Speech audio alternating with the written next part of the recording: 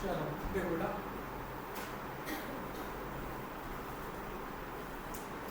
आप लोगों का जो सबसे पहला चैप्टर आया था ना,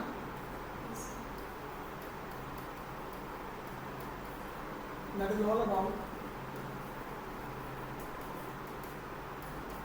इलेक्ट्रिक चार्ज के बारे में पढ़ेंगे, फील्ड के बारे में पढ़ेंगे एंड इसमें पढ़ेंगे हम लोग इलेक्ट्रिक फ्लक्स के बारे में। ठीक है, तो सीक्वेंस में चलाएंगे, सबसे पहले चार्ज के बारे में, फिर फील्ड और फिर फ्लक्स। तो देखो बेटा, सबसे पहला पॉइंट जब हम लोगों को सीखना है किसके बारे में, that what is an electric charge, कि भाई ये इलेक्ट्रिक चार्ज जो है वो क्या चीज होती है। अब इलेक्ट्रिक चार्ज को या तो आप Q से रिप्रेजेंट कर लो और या फिर आप लोग कर सकते हो स्मॉल q से। और बहुत सिंपल सी चीज है कि इलेक्ट्रिक चार्ज क्या है, it is simply the property of mass. भाई ये किसकी प्रॉपर्टी है, मास की प्रॉपर्टी है, जिसकी वजह से जो मास है वो दो चीजें शो करेगा। और वो दो चीजें क्या शो करेगा, एक वो शो करेगा इलेक्ट्रिकल इफेक्ट और दूसरा वो शो करेगा मैग्नेटिक इफेक्ट। अब हम ये देखेंगे कि इलेक्ट्रिक इफेक्ट का मतलब क्या होता है और मैग्नेटिक इफेक्ट का मतलब क्या होता है। तो सबसे पहली चीज क्या ध्यान रखनी है कि इलेक्ट्रिक चार्ज क्या है, it is the property of the mass. ये किसकी प्रॉपर्टी है, मास की, जिसकी वजह से जो मास है वो क्या शो करेगा, इलेक्ट्रिकल इफेक्ट और या फिर मैग्नेटिक। ये ध्यान रहेगा। नाउ अब ये ध्यान रखना है कि कोई भी बॉडी विल बी चार्ज, कोई भी बॉडी जो है इलेक्ट्रिकली चार्ज कब होगी, ठीक, या तो वो इलेक्ट्रॉन्स को लूज करे, ठीक, और या फिर वो इलेक्ट्रॉन्स को गेन करे। अगर उसने इलेक्ट्रॉन्स को लूज नहीं करा या फिर इलेक्ट्रॉन्स को गेन नहीं करा, तब तक वो बॉडी इलेक्ट्रिकली चार्ज नहीं होगी। सो दो पॉइंट, पहला इलेक्ट्रिक चार्ज क्या है, it is the property of the mass, जिसकी वजह से वो क्या शो करेगा, electrical effect and magnetic effect. दूसरी चीज, कोई भी बॉडी इलेक्ट्रिकली चार्ज कब होगी, जब वो इलेक्ट्रॉन को लूज करेगी और या फिर वो इलेक्ट्रॉन को गेन करेगी। ये पॉइंट क्लियर हुआ अच्छे से। अब देखो ध्यान से बेटा, यहां पर सपोज मैंने कंसीडर किया, इस तरीके से लिखा, ठीक, तो राइट नाउ ये मेरे पास क्या है, दिस इज हमारा sodium atom and atom is always electrically neutral. Atom पर कोई चार्ज नहीं होता, एटम का नेट चार्ज कितना होता है, जीरो। बट अगर आप लोग देखें तो सोडियम के आउटर मोस्ट शेल में एक इलेक्ट्रॉन फ्री रहता है। अब मान लो उस सोडियम ने उस एक इलेक्ट्रॉन को लूज कर दिया, तो लूज करने के तुरंत बाद वो क्या बना देता है, Na+। अब क्या आप इसे सोडियम एटम कहोगे, no, now this is what, it is sodium ion. And sodium ion बोले तो अब मेरा जो सोडियम एटम है वो क्या हो गया है, इलेक्ट्रिकली चार्ज हो गया। कब हुआ, जब उसने इलेक्ट्रॉन को क्या किया, लूज किया। तो ये वही वाली बात आ गई कि जब तक वो इलेक्ट्रॉन लूज नहीं कर देता या फिर गेन नहीं कर देता, बॉडी इलेक्ट्रिकली चार्ज नहीं। ये पॉइंट समझ आया अच्छे से, श्योर। नाउ अगला पॉइंट देखो बेटा, यहां पर ध्यान से समझना। हम लोग बात करेंगे किसको लेकर के, इलेक्ट्रिकल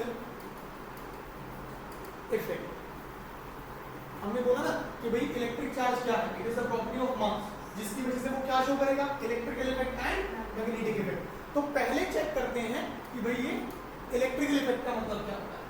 भाई सपोज मेरे पास एक बॉडी है ए, इस बॉडी ए ने दो इलेक्ट्रॉन्स को गेन कर लिया,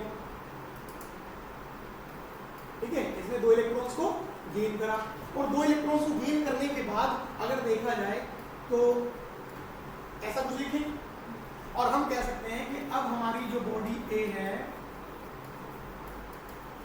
the body is negatively charge, जो बॉडी है वो कैसे चार्ज है, नेगेटिवली चार्ज है। सपोज एक बॉडी है हमारे पास बी, इस बॉडी बी ने एक इलेक्ट्रॉन को लूज किया, तो हमारे पास जो बॉडी बी है उस पर कुछ ऐसा लिखा जा सकता है। और अब हम क्या कहेंगे कि जो बॉडी बी है, the body B is positively charged, जो बॉडी बी है वो क्या हो गई है, पॉजिटिवली चार्ज हो गई है। अगर मैं इन दोनों को एक दूसरे के नियर बाय रख देता हूं, ठीक है, व्हेन प्लेस्ड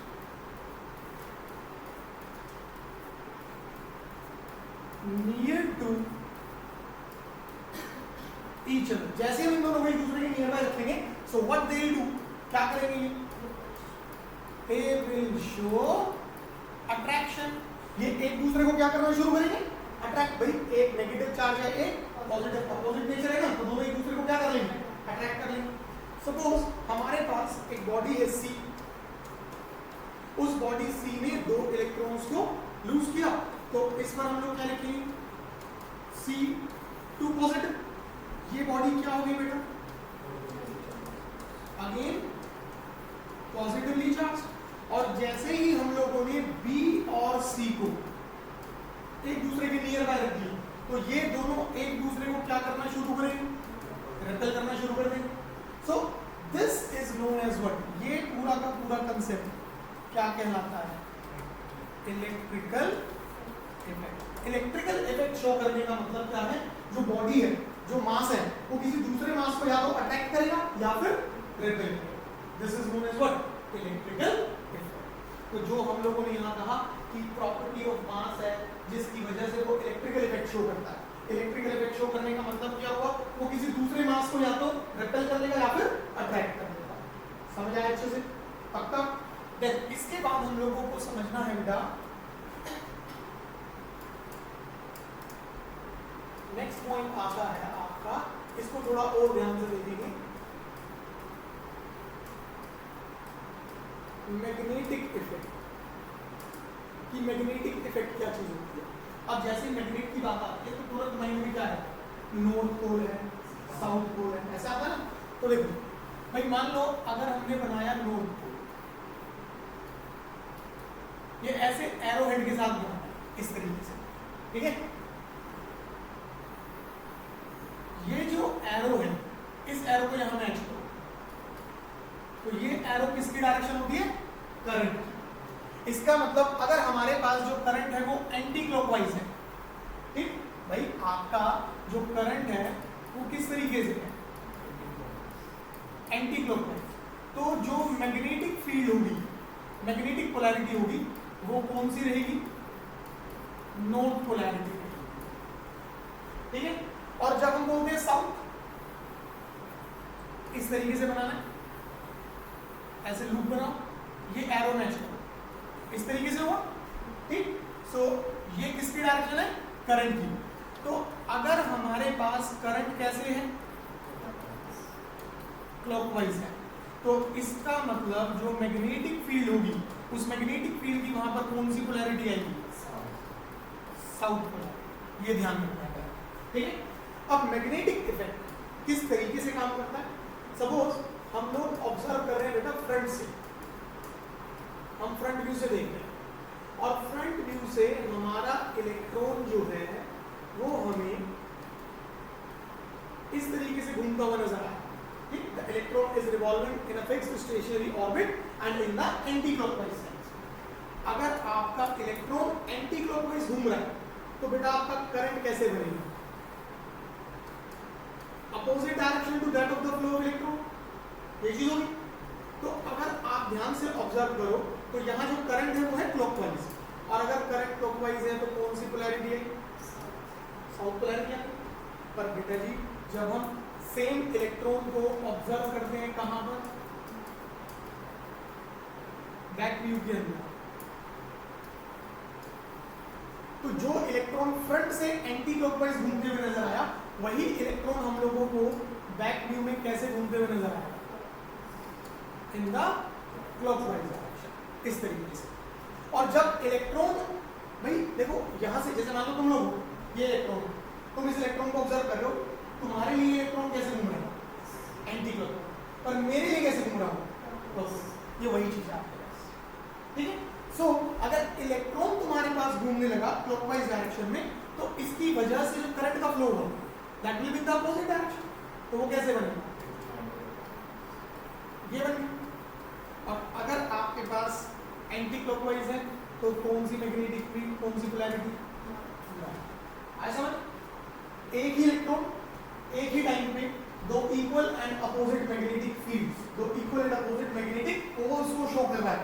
इसका मतलब यहाँ पर क्या बन गया हमारे पास, एक मैग्नेटिक डाइपोल, और इस मैग्नेटिक डाइपोल की क्या होगी अपनी मैग्नेटिक फील्ड।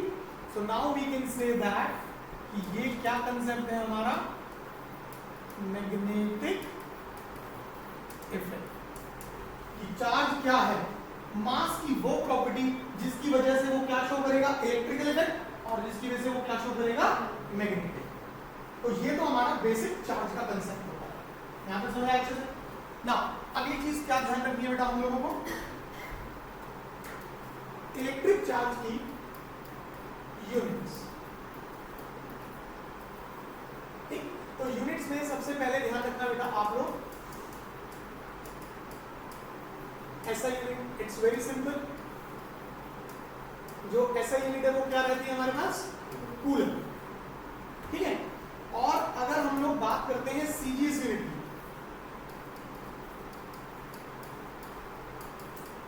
तो बेटा सीजीएस यूनिट में दो केसेस चलते हैं, ठीक। पहला case, if charge is at rest, अगर हमारा चार्ज कैसे होगा, रेस्ट पर होगा। अगर चार्ज रेस्ट पर है, we call it as the electrostatic unit, तब उसे हम लोग क्या नाम देते हैं, electrostatic unit, that is ESU, इस तरीके से लिखा जाएगा ईएसयू, ठीक है। और इसी को फर्दर क्या कहते हैं बेटा हम लोग, स्टैट कूलम, इसी को क्या कहा जाएगा, स्टैट कूलम भी कहा जाएगा, ध्यान रखिए ये चीज ना। एक तो ये हो गया, फिर दूसरा पॉइंट क्या आता है हमारे पास, that if charge is in motion, अगर हमारा चार्ज कैसे है, मोशन में है, अगर चार्ज मोशन में है, so we call it as the electromagnetic unit, तब उसे हम लोग क्या नाम देते हैं बेटा, इलेक्ट्रोमैग्नेटिक यूनिट। और इलेक्ट्रोमैग्नेटिक यूनिट को हम लोग लिखते हैं ईएमयू, इस तरीके से, जैसे इलेक्ट्रोस्टैटिक यूनिट को लिखा ईएसयू, इलेक्ट्रोमैग्नेटिक यूनिट को क्या लिखते हैं ईएमयू, और इसको हम लोग बोलते हैं बेटा एकुलम, इसे क्या नाम दिया जाएगा, एकुलम। तो ये चीजें ध्यान रखनी किसके लिए, यूनिट, सिंपल है। पहला ऐसा यूनिट क्या होगी, कूलम। दूसरा सीजीएस यूनिट, सीजीएस यूनिट में दो कैटेगरीज, पहली अगर चार्ज रेस्ट पर है तो क्या कहेंगे, इलेक्ट्रोस्टैटिक यूनिट, जिसको फर्दर क्या कहेंगे हम लोग, स्टैट कूलम, ठीक है। और दूसरा when the charge is in motion, अगर चार्ज मोशन में है तो क्या कहेंगे, इलेक्ट्रोमैग्नेटिक यूनिट, और दूसरा नाम क्या है, एकुलम, याद रखिए चीज। अब इसी के साथ ध्यान रखना ई, इस ई का मतलब होता है बेटा एलिमेंट्री चार्ज। ये क्या चीज होती है हमारी, एलिमेंट्री चार्ज। एलिमेंट्री चार्ज का मतलब क्या रहा, इफ इट इज प्लस ई तो हम लोग क्या लेकर के चलेंगे, proton with a charge of positive 1.6 into 10 की power minus 19 coulomb.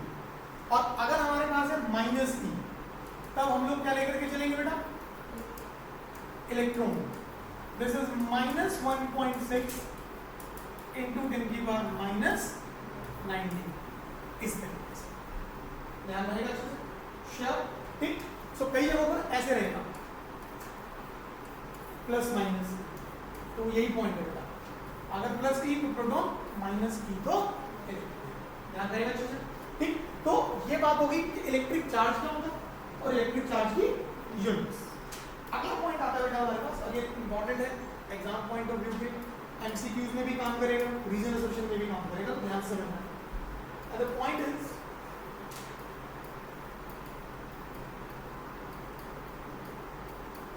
basic properties of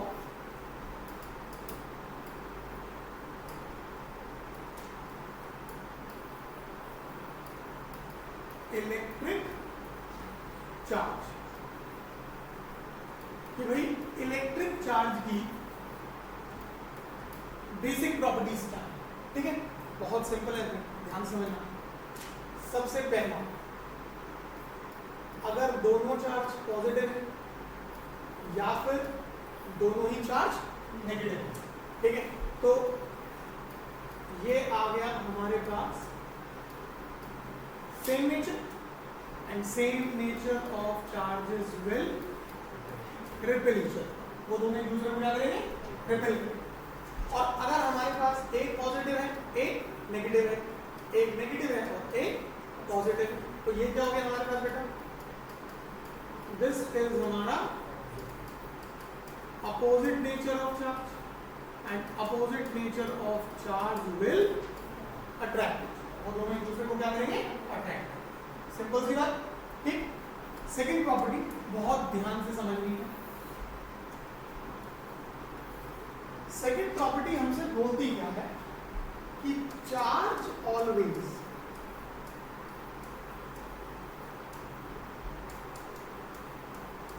travels from the body at high potential to the body at low potential। कि चार्ज हमेशा कहां से कहां ट्रेवल करता है, हाई पोटेंशियल से लो पोटेंशियल की तरफ। प्रॉपर्टी ने ये कहा, पर कंसेप्ट किस तरीके से काम करता है हमें वो सीखना है। ध्यान से देखो बेटा, सपोज ये रही हमारे पास बॉडी ए और ये हमारे पास बॉडी बी। बॉडी ए पर कुछ इस तरीके से है चार्ज, और बॉडी बी पर कुछ इस तरीके से, ठीक है। एक चीज आप ध्यान से सोचो, body a highly positively charge है विद रिस्पेक्ट टू बी। अगर body a highly positively charge है तो ऐसा तभी हुआ होगा ना जब उसने ज्यादा इलेक्ट्रॉन्स को लॉस किया, और जब ज्यादा इलेक्ट्रॉन्स का लॉस हुआ तो इसका मतलब बॉडी ए के पास इलेक्ट्रॉन्स जो होंगे वो कम होंगे या ज्यादा बचेंगे। सोचो, अगर बॉडी ए पर बहुत ज्यादा पॉजिटिव चार्ज आ रहा है तो वो कब आएगा, जब उसने ज्यादा इलेक्ट्रॉन्स को लॉस किया, हाँ ना। अगर ज्यादा इलेक्ट्रॉन्स का लॉस हो चुका है तो अब उसके पास इलेक्ट्रॉन्स बचेंगे तो क्या, कम या ज्यादा, कम बचेंगे। सो इस बॉडी को हम कहेंगे the body is electron deficient. जो बॉडी है वो क्या है, इलेक्ट्रॉन डेफिशिएंट है, and that is known as high potential. जो बॉडी इलेक्ट्रॉन डेफिशिएंट होगी, जिस बॉडी के पास इलेक्ट्रॉन्स कम बच जाएंगे, ठीक, that will be highly positively charge, and उसी को क्या नाम देंगे हम लोग, हाई पोटेंशियल। अब इसी तरीके से बॉडी बी को देखते हैं, तो बॉडी बी है तो पॉजिटिवली चार्ज बट एक रिस्पेक्ट में कम पॉजिटिव है। इसका मतलब उसने कम इलेक्ट्रॉन्स को लूज किया होगा। अगर इलेक्ट्रॉन्स कम लूज किए तो बचेंगे ज्यादा। So the body is electron efficient. ये बॉडी हमारे पास क्या हो गई, इलेक्ट्रॉन एफिशिएंट हो गई। If it is electron efficient, इसका मतलब the body is at low potential. जो बॉडी है वो कैसे पोटेंशियल पर है, लो पोटेंशियल पर है। जब तक हम दोनों को आपस में कनेक्ट नहीं कर देते तब तक कुछ नहीं होगा, ठीक है। अब ध्यान देना, electron deficient, this means less number of electrons, and electron efficient means more number of electrons. यही होगा। हमने इन दोनों बॉडीज को आपस में कनेक्ट कर दिया, ठीक। एक इलेक्ट्रिकल कॉन्टैक्ट डेवलप कर दिया बेटा हम लोगों ने, इलेक्ट्रिकल कॉन्टैक्ट। अब जैसे ही हम लोग इन दोनों बॉडीज को आपस में जोड़ देंगे, तो एक प्रोसेस होता था diffusion, the movement takes place from higher concentration to lower concentration. Electron की कंसंट्रेशन ज्यादा कहां है? बॉडी बी पर, और कम कंसंट्रेशन कहां है? बॉडी ए पर। इसका मतलब जो इलेक्ट्रॉन होगा will start moving from body B to A। तो हमने क्या देखा, यहां से हमारे पास कंक्लूजन क्या निकल के आया कि electron always travel from low potential to high potential. Electron कहां से कहां ट्रेवल करेगा? लो पोटेंशियल से हाई पोटेंशियल। ठीक है, अब समझना बेटा बहुत ध्यान से। अगर इस बॉडी का इनिशियल चार्ज देखते हो तो ज्यादा, और इस बॉडी का इनिशियल चार्ज देखते हो तो कम। बट अब बॉडी बी इलेक्ट्रॉन्स को लूज कर रही है, जो बॉडी इलेक्ट्रॉन्स का लॉस करेगी उस पर कैसा चार्ज डेवलप होगा? पॉजिटिव। ऑलरेडी क्या था? पॉजिटिव, अब और ज्यादा पॉजिटिव होगा। इसका मतलब यहां पर फाइनल चार्ज क्या होगा? ज्यादा। और बॉडी ए इलेक्ट्रॉन्स को गेन कर रही है, अगर गेन कर रही है तो कैसे चार्ज आएगा? नेगेटिव। ओरिजिनली कैसा है? पॉजिटिव, और अब कैसा आना शुरू हो गया? नेगेटिव। तो ये पॉजिटिव क्या होने लगेगा? कम। इसका मतलब यहां पर फाइनल चार्ज क्या हो गया? कम हो गया।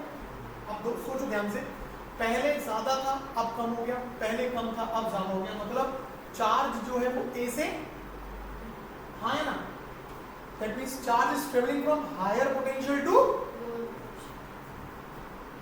प्रॉपर्टी में क्या बोला कि चार्ज हमेशा कहां से कहां ट्रेवल करता है? हाई पोटेंशियल से। क्यों ऐसा क्यों है? क्योंकि इलेक्ट्रॉन कहां से कहां जा रहा है? Low potential to high potential, जिसकी वजह से जो बॉडी लो पोटेंशियल पर थी उस पर चार्ज बढ़ने लगा, और जो बॉडी हाई पोटेंशियल पर थी उस पर चार्ज कम होने लगा। इस वजह से हमने क्या कहा कि charge always travel from high potential to, क्यों? क्योंकि इलेक्ट्रॉन कहां से कहां जा रहा होता है? Low potential to high potential. ये दोनों प्रॉपर्टीज क्लियर हुई अच्छे से? ठीक। देन अगेन इंपॉर्टेंट है बेटा, ध्यान से समझना इस प्रॉपर्टी को भी। थर्ड प्रॉपर्टी आती है हमारे पास क्वांटाइजेशन ऑफ चार्ज। देखो, अब ये क्वांटाइजेशन ऑफ चार्ज का मतलब क्या है? हम लोगों ने क्या बोला, स्टार्टिंग से रिकैप करते हैं थोड़ा सा, कि चार्ज क्या है? It is a property of mass, जिसकी वजह से वो इलेक्ट्रिकल इफेक्ट शो करेगा या फिर मैग्नेटिक इफेक्ट शो करेगा। यही बात करी हमने। फिर दूसरा पॉइंट हमने बोला कि कोई भी बॉडी इलेक्ट्रिकली चार्ज कब होगी? जब वो इलेक्ट्रॉन को लूज करे या फिर इलेक्ट्रॉन को गेन करे। इसका मतलब बॉडी को अगर चार्ज एक्वायर करना है तो उसे इलेक्ट्रॉन को लूज करना पड़ेगा या फिर इलेक्ट्रॉन को गेन करना। और जब कभी भी वो इलेक्ट्रॉन को लूज करती है या गेन करती है तो वो कभी भी फ्रैक्शन में नहीं होगा, will be always in the integral multiple form. ठीक है, सो क्वांटाइजेशन ने क्या बोला कि whenever a body gains or lose electrons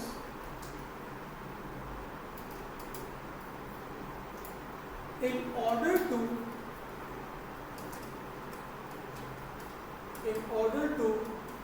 acquire the charge। Electron को अगर लूज कर रही है या इलेक्ट्रॉन को गेन कर रही है चार्ज एक्वायर करने के लिए, इलेक्ट्रिकली चार्ज होने के लिए, देन इलेक्ट्रॉन्स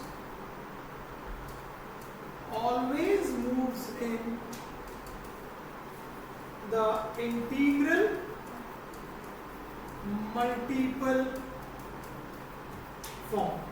तो जो इलेक्ट्रॉन है वो कैसे मूव करेगा? इंटीग्रल मल्टीपल फॉर्म में, and never in the fractional form, और वो कभी भी फ्रैक्शनल फॉर्म में मूव नहीं करेगा। ध्यान रहेगा। इसीलिए एक इक्वेशन लिखी गई Q is equal to plus minus n, इस तरीके से। ठीक है, जिसमें कि जो ये Q है बेटा, This represents the total charge.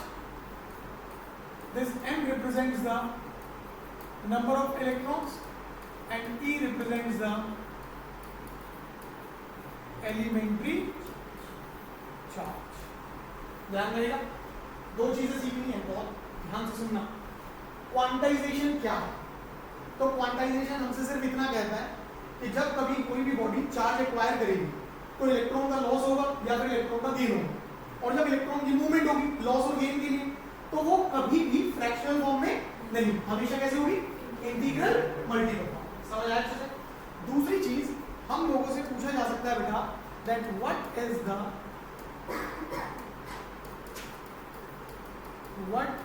The basic cause of quantization? What is the basic cause of quantization? Important है, ध्यान रखना। That is indivisible nature of electron. Electron को हम कभी ऐसे नहीं कह सकते कि आधा इलेक्ट्रॉन चला जाएगा, ठीक है, 3.6 इलेक्ट्रॉन आ जाएंगे, 5/4 इलेक्ट्रॉन आ जाएंगे। नो, इलेक्ट्रॉन का नेचर कैसा है? इंडिविजिबल। समझ आया? तीन प्रॉपर्टी क्लियर हुई? पक्का? पहली, like charges repel unlike attract, simple. दूसरी, क्योंकि इलेक्ट्रॉन ट्रेवल करता है लो पोटेंशियल से हाई पोटेंशियल, इस वजह से चार्ज कहां से कहां गया? हाई पोटेंशियल से लो पोटेंशियल। तीसरी, क्वांटाइजेशन। क्वांटाइजेशन में क्या होगा कि जब इलेक्ट्रॉन मूव कर रहा है तो फ्रैक्शन में नहीं करेगा, हमेशा कैसे करेगा? इंटीग्रल मल्टीपल फॉर्म में करेगा। ऐसा क्यों? क्योंकि इलेक्ट्रॉन का नेचर कैसा है? इंडिविजिबल, हम उसे डिवाइड नहीं कर सकते। ये तीनों प्रॉपर्टीज क्लियर अच्छे से? देन चौथी प्रॉपर्टी बेटा अगेन बहुत इजी है, that is additive in nature. चौथी प्रॉपर्टी क्या बोलती है हम लोगों से कि electric charge is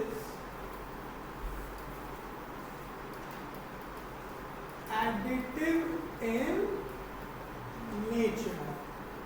electric charge का नेचर कैसा है? एडिटिव। अब एडिटिव इन नेचर का मतलब क्या हुआ? देखो भाई, इस प्रॉपर्टी ने क्या बोला कि जो नेट चार्ज होगा, मान लो कोई भी बॉडी है हमारे पास, ये लिया हम लोगों ने, एक रिजिड बॉडी है। इस रिजिड बॉडी के अंदर एक मास पार्टिकल है A, जिस पर कि देखा गया चार्ज है 2 माइक्रोकूलम। एक मास पार्टिकल है B, चार्ज है -1 माइक्रोकूलम। एक चार्ज पार्टिकल है C, +6 माइक्रोकूलम, D -3 माइक्रोकूलम। इस तरीके से बहुत कुछ हो सकता है। तो what will be the net charge? The net charge is always the algebraic sum of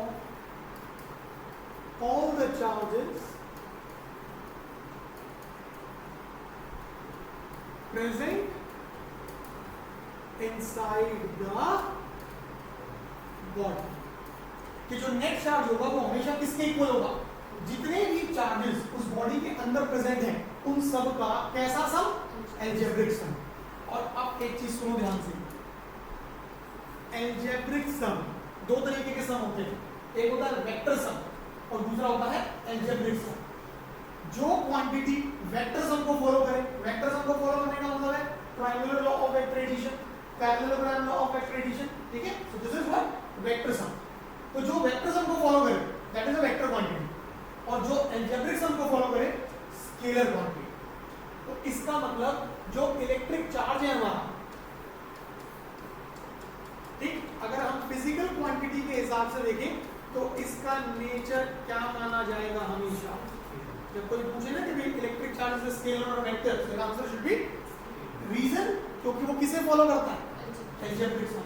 भाई जो वेक्टर सम को फॉलो करेगा वो वेक्टर क्वांटिटी, और जो एल्जेब्रिक सम को फॉलो करेगा वो स्केलर क्वांटिटी। समझेगा? सो जब इसने बोला कि net charge will always be equal to the algebraic sum of all the charges present inside the body, तो हमें क्या करना है? जो पॉजिटिव चार्ज है उसे पॉजिटिव रखो और जो नेगेटिव है उसे नेगेटिव। तो हमारे पास क्या होगा? देखो, QA, QB, QC, and QD. Now what is QA? Plus 2 microcoulomb. What is QB? Minus 1 microcoulomb. What is QC? Plus 6 microcoulomb. What is QD? Minus 3 microcoulomb. Okay. Plus 2 minus 1 will be plus 1. Plus 1 plus 6 will be plus 7. Plus 7 minus 3 will be plus 4. इसका मतलब हमारी इस body पर जो net charge होगा will be plus 4 microcoulomb. Additive nature समझ आया? Simple एकदम, ठीक। एंड लास्ट प्रॉपर्टी देखो बेटा क्या कहती है। प्रॉपर्टी नंबर कौन सा होगा हमारे पास? ये 5th, that electric charge always remains conserved. Electric charge बेटा हमेशा क्या रहेगा? कंजर्व रहेगा। मतलब वही पुराने वाला कंसेप्ट, प्रोसेस से पहले जितना होगा प्रोसेस के बाद भी, जैसे आप बोलते ना जब कंजर्वेशन ऑफ एनर्जी लगाते हैं तो initial will be equal to final, as it is now initial will be equal to, जब थ्योरेटिकली बात करनी है तो वही कहेंगे neither be created nor be but can be transferred from one body to another. भाई ना तो हम क्रिएट कर सकते हैं और ना ही डिस्ट्रॉय, बट हम उसे एक बॉडी से दूसरी बॉडी में ट्रांसफर जरूर कर सकते हैं। अब इसमें एग्जांपल समझो।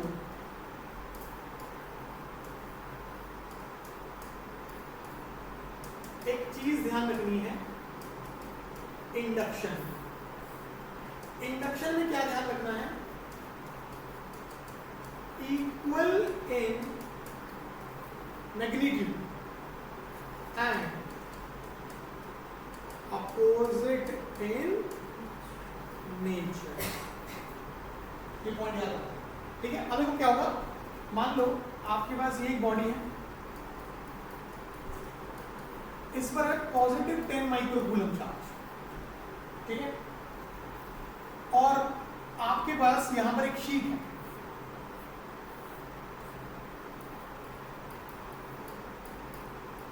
ओरिजिनली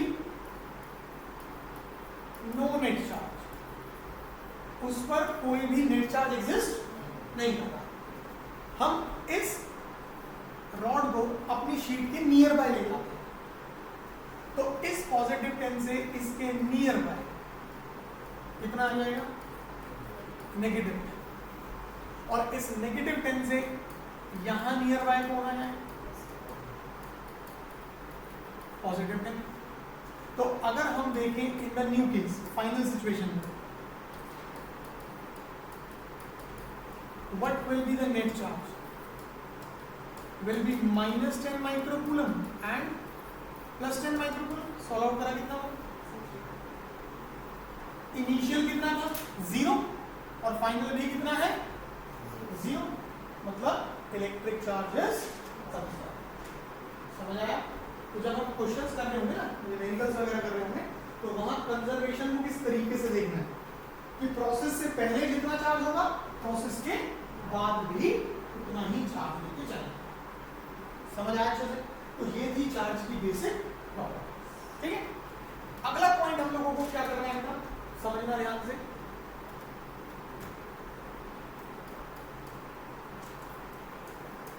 एक हम बोलते हैं बेटा सोर्स चार्ज। सोर्स चार्ज का मतलब होता है वो चार्ज जो कि हमें दिया होगा, गिवन टू अस, ठीक है। तो जो चार्ज हमें गिवन होगा उसे हम क्या नाम देंगे? सोर्स चार्ज, ठीक। फिर दूसरा हमारे पास आता है बेटा यहां पर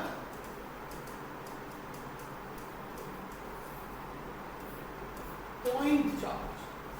अब पॉइंट चार्ज क्या होगा? A charge whose size is negligibly small।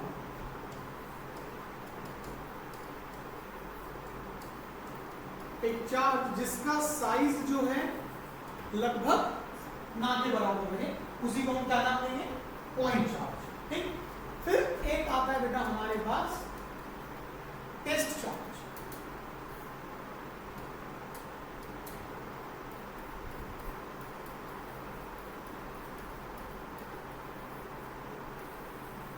Test charge. अब टेस्ट चार्ज क्या होगा? That is a charge which is under consideration.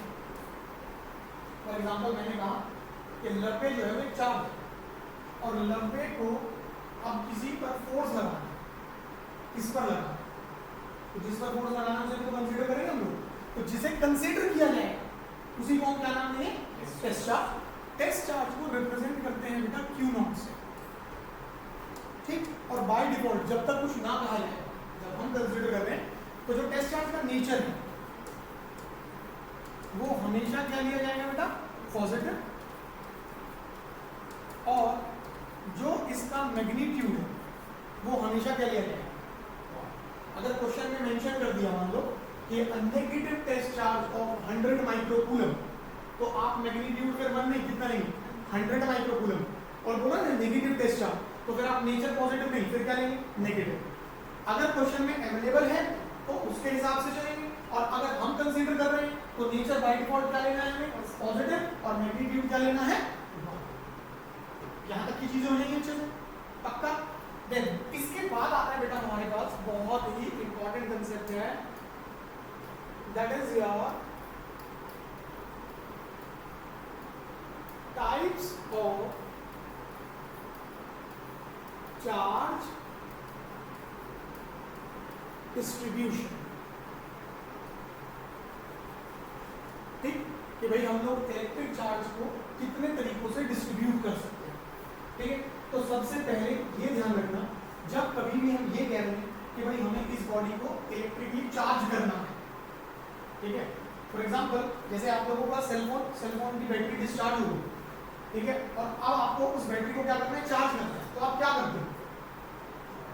अरे कम ऑन, ऐसे नहीं बोलेंगे चार्जर से, भाई चार्जर प्लग इन कर दिया, ठीक है, उससे उसने क्या क्या दिया आपने उसको? इलेक्ट्रिसिटी से ना, इलेक्ट्रिकल सप्लाई दिया, सो दैट इज वोल्टेज। आप लोग उसे चार्ज करने के लिए क्या दे रहे हो? पोटेंशियल डिफरेंस दे रहे हो, क्या दे रहे हो? वोल्टेज दे रहे हो, ठीक है। सो अब इस पॉइंट को थोड़ा सा ध्यान रखना। पहला सबसे पॉइंट, जो सबसे पहला केस आता है बेटा, we call it as the linear charge. क्या नाम है इसका? Linear charge. और सबकी कंडीशन होती है, ठीक है। तो लीनियर चार्ज की कंडीशन क्या है कि थिकनेस ऑफ द वायर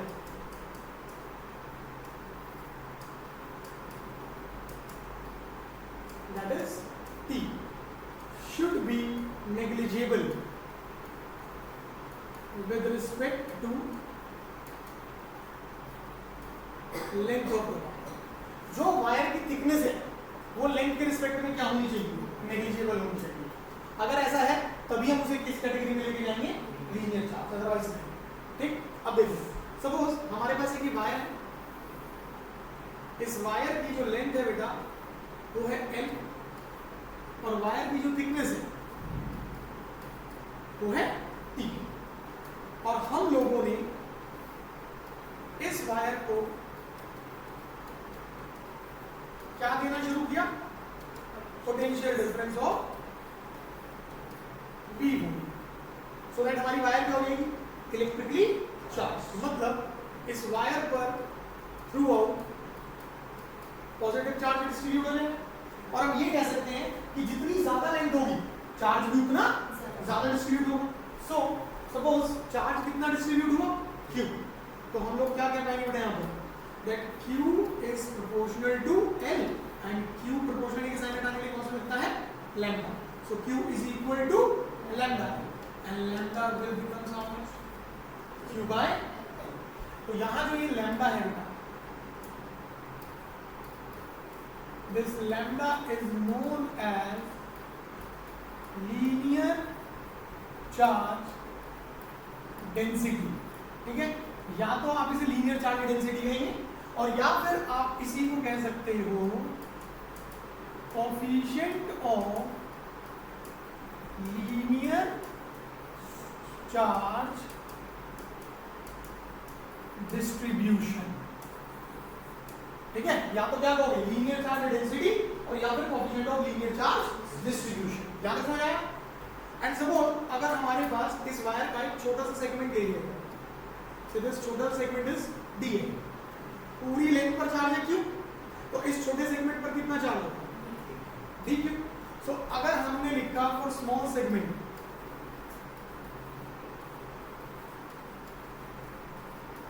ठीक, तो हम लोग क्या लिखेंगे बेटा, lambda is equal to D Q by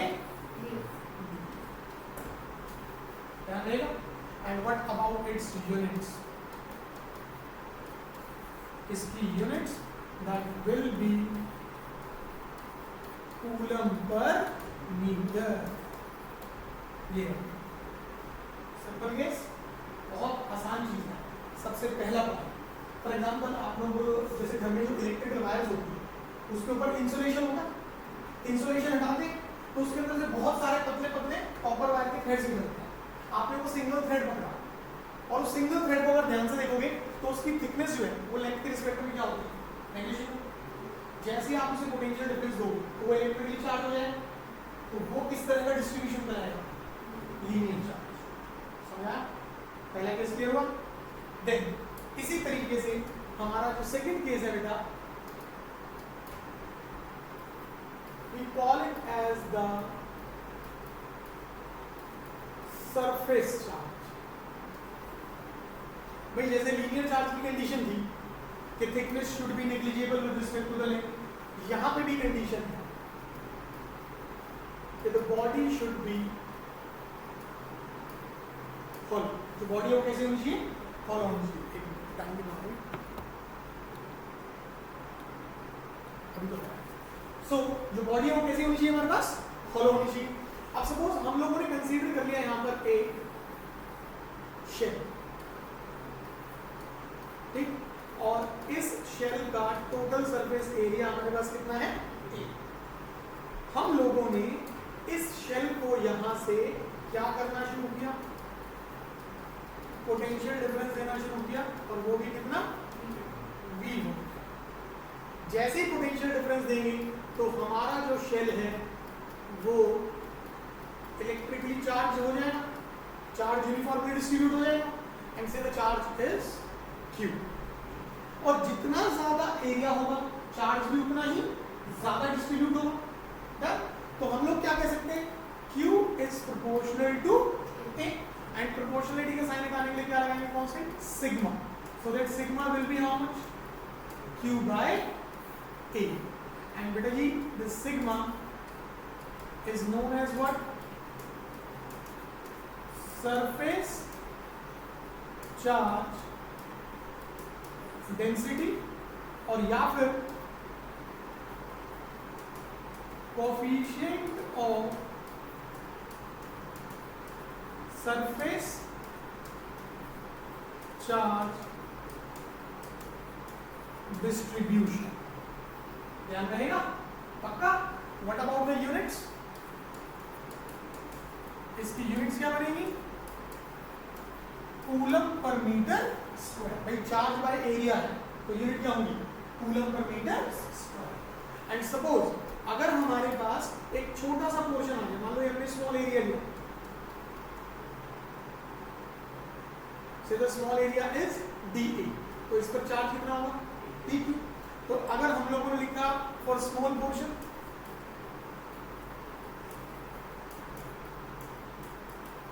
तो जब हम स्मॉल पोर्शन के लिए लिखेंगे तो sigma will becomes DQ by D। समझ आ रहा है, लीनियर चार्ज, सरफेस चार्ज, दोनों क्लियर, पक्का क्लियर।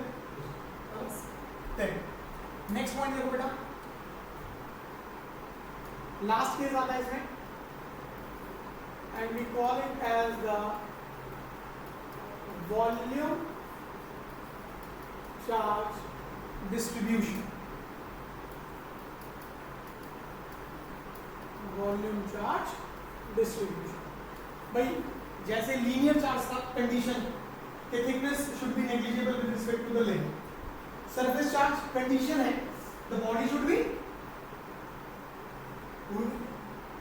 सरफेस चार्ज की कंडीशन क्या है, अभी तो बताई थी, the body should be hollow. Body कैसी होनी चाहिए, होलो। एज इट इज यहां पे भी कंडीशन है, and the condition says the body कैसी होनी चाहिए, सॉलिड होनी चाहिए। अब देखो, मान लो हम लोगों ने कंसीडर किया एक सॉलिड स्फीयर, ठीक, इस सॉलिड स्फीयर का वॉल्यूम है V, आपने इसको सप्लाई करा, पोटेंशियल डिफरेंस कितना, V वोल्ट का, जिसकी वजह से जो चार्ज है सरफेस पर तो जाएगा ही इस तरीके से, बट अब वो बॉडी के अंदर भी थ्रू आउट यूनिफॉर्मली डिस्ट्रीब्यूट है, एंड जितना ज्यादा पोटेंशियल डिफरेंस देंगे चार्ज भी उतना ही ज्यादा है। इसका मतलब ये दोनों एक दूसरे से कैसे वेरी कर रहे हैं, डायरेक्टली। तो हम लिख सकते हैं Q is proportional to V, and proportionality का साइन निकालने के लिए कौन सा लगेगा, rho. So Q will be equal to rho V, and what will be this rho?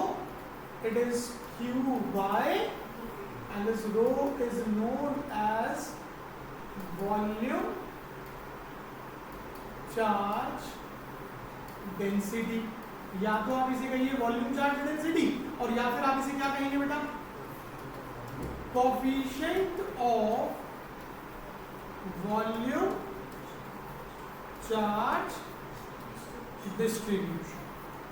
समझ आया? Then what about the units, इसकी यूनिट्स क्या बनेंगी, it will be coulomb per metre cube, क्योंकि चार्ज का वॉल्यूम है तो क्या होगा, कूलम पर मीटर। समझ आया? एंड से अगर हमारे पास छोटा हिस्सा है, ठीक, मान लो हमारे पास यहाँ पे एक स्मॉल वॉल्यूम है डी, तो उस पर चार्ज कितना होगा, डी क्यू। तो अगर हम लोग लिखेंगे फॉर स्मॉल पोर्शन,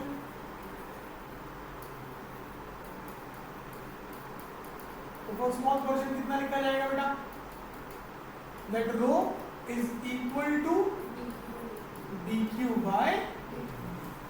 तो ये तीन तरीके के चार्ज डिस्ट्रीब्यूशन, कौन कौन से, linear charge, surface charge and volume. यहां तक हो जाएगा अच्छे से, कब तक, आज यहां तक।